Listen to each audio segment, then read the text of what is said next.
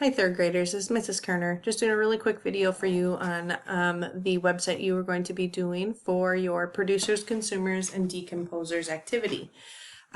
You will need to enable your Adobe Flash Player or a Flash Player of some sort.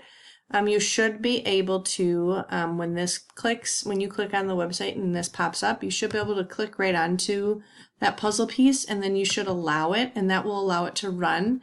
And then your game should open up just like this. Sometimes it pops up over here and you need to allow it up here. It'll have like a little box with a red X through it, but hopefully it shows up just like it did on my computer. Here you are going to be doing something similar to the food chains activity that you did last week. Here is a producers, consumers, and decomposers one. So you are going to be doing a little game today to reinforce what we read about. And you are going to play the game. And here you just simply need to select what is a cat. Is a cat a producer? Is a cat a consumer? Or is a cat a decomposer? If you get it correct, then it tells you to move on to the next one. A cat is a consumer. This is grass. You need to decide, is grass a producer, a consumer, a decomposer? I am going to get it wrong to show you what happens.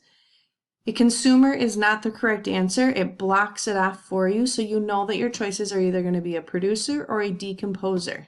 I know that it is a producer. I am going to move on to the next one right here.